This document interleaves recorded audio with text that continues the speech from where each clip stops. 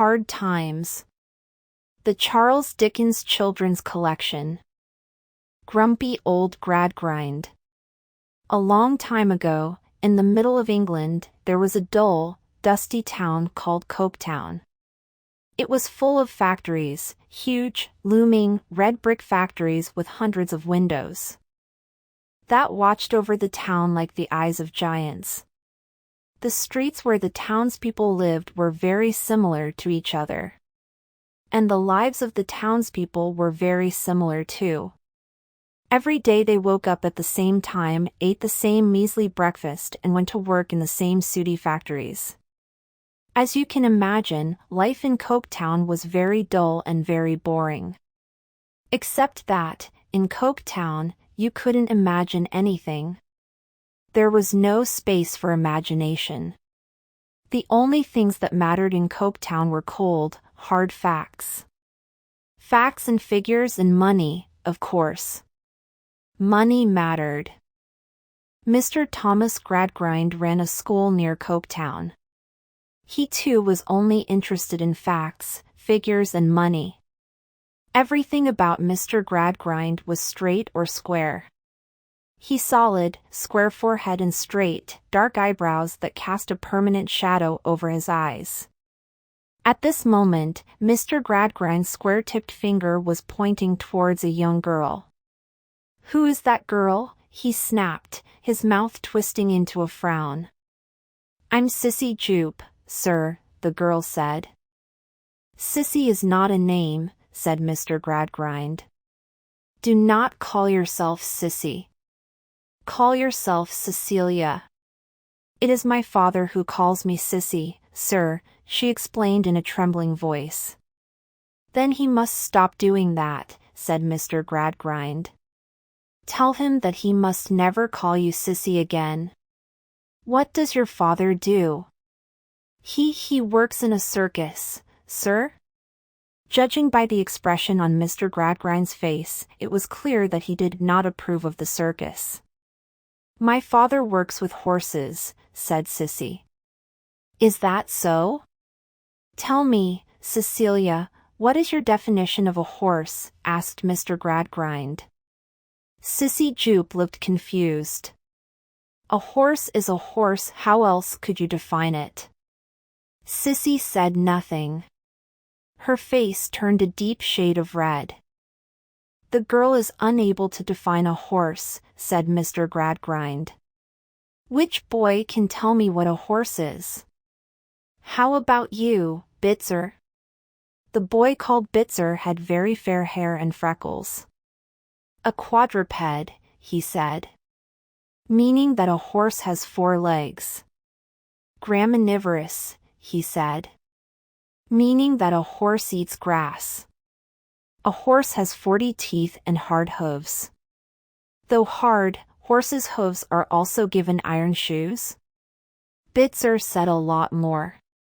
At each point Mr. Gradgrind nodded his head in approval. "Very well," he said, smiling and folding his arms. "That is a horse. Now, let me ask, girls and boys. Would you decorate your bedrooms with pictures of horses? What about with wallpaper covered with pictures of horses?" Half the class shouted, "Yes, sir." Seeing that this was the wrong answer, the other half shouted, "No, sir. Of course you would not." "And why not?" Silence. No one knew the answer. "I'll explain, then," said Mr. Gradgrind. "Do you ever see horses walking up and down walls in real life?" "Do you?" "No, sir," said the class. "Of course you do not," said Mr. Gradgrind. "Horses do not walk up walls. So then, why on earth would you cover your walls with pictures of horses? It is ridiculous. You should not see things that aren't real. Forget such silly things as imagination. Forget myths, forget magic, forget fairy tales. Facts are everything. Mr. Gradgrind walked away from the school feeling rather pleased with himself. He may have even had a spring in his step if he approved of such things, which, of course, he did not.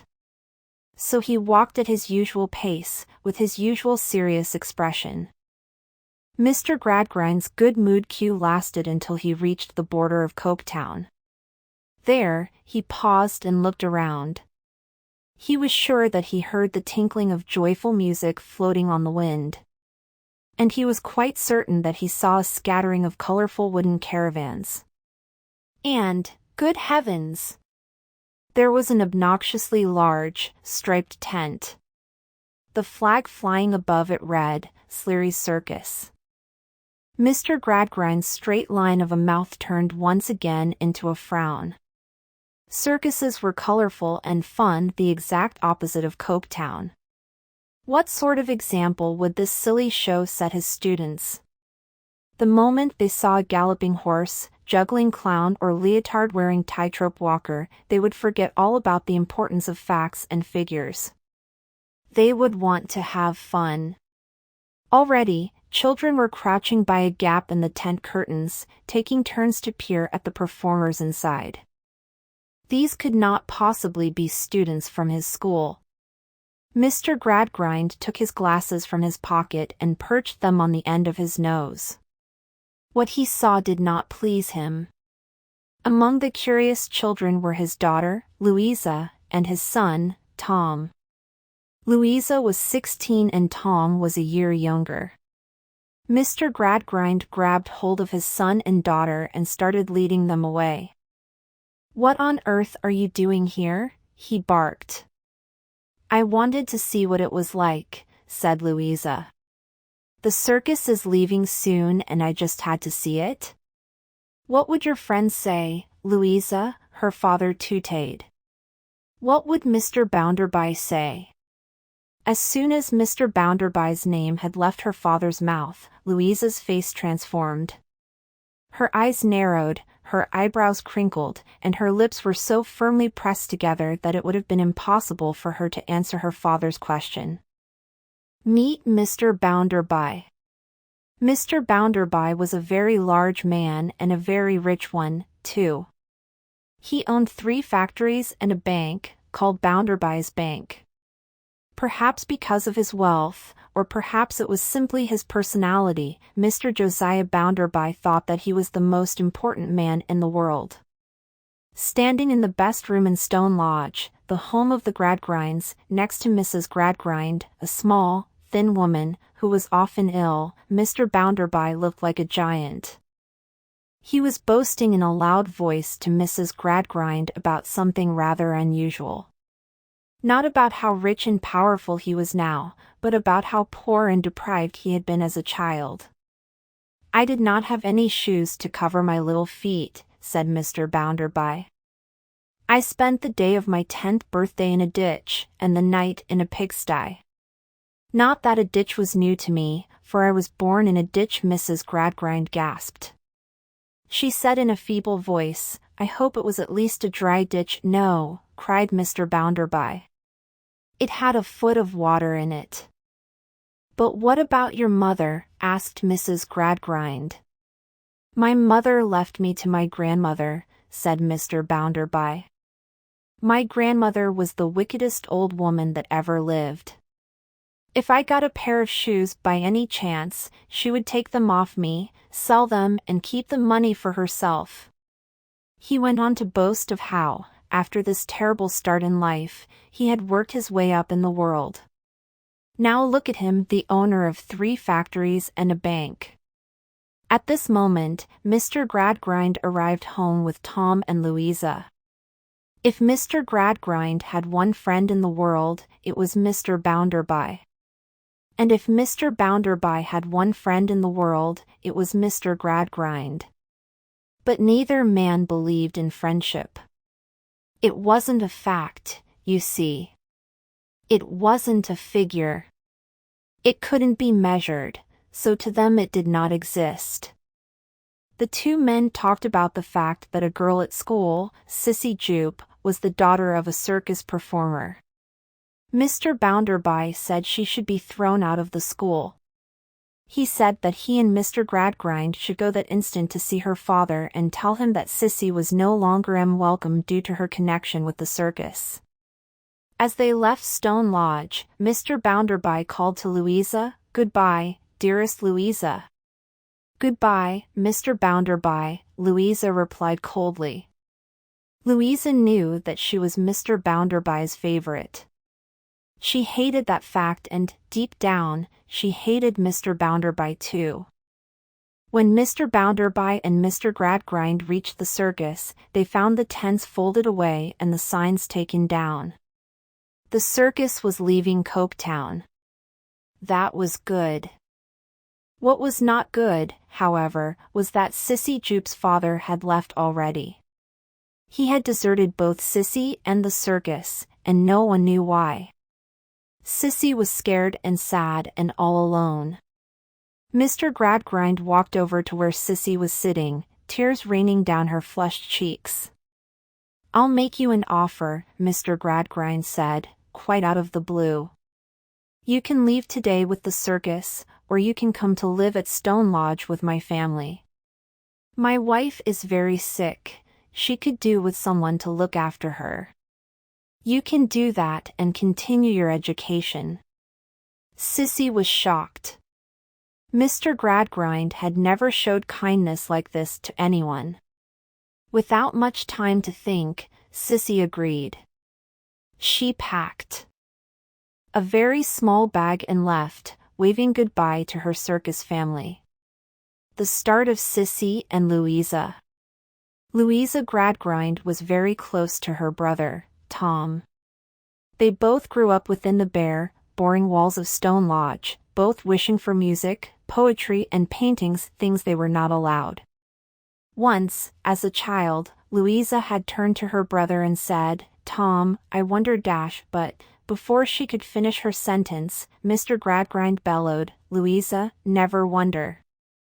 Wondering leads to imagining, and imagination is not good for anything." From that moment on, Louisa never wondered. She never dreamed or imagined, and soon enough, she even found it difficult to feel things. She was never happy or sad, she was just there. Tom, meanwhile, grew into a sulky, angry young man. One day, Tom said to Louisa, "I wish I could collect all the facts and figures we hear so much about, and all the people who discovered them. I wish I could put 1,000 barrels of gunpowder under them and blow them all up." He may not have liked facts and figures, but Louisa's brother was soon going to start work in Mr. Bounderby's bank. Facts and figures were things he would have to get used to. Sissy Jupe had not been raised in the same way as the Gradgrind children. At first, she did not enjoy living with them. She would sit awake at night, tears blurring her eyes as she thought over and over about running away. She wanted to leave this sad, boring town and go back to the circus and her father. But she could not bear to, because her father was not with the circus anymore. She could leave for somewhere else, anywhere else, but what if, one day, he came back, for her and she was not in Coketown anymore? No. She could not risk it. She would have to stay.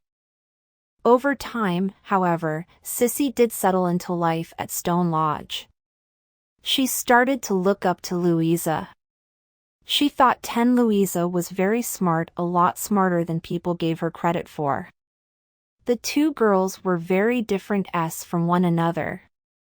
Sissy was kind-hearted and fun, and tried to always be positive, while Louisa was distant and cold. She focused only on facts and never saw much to be positive about. But though different, Sissy and Louisa grew very close.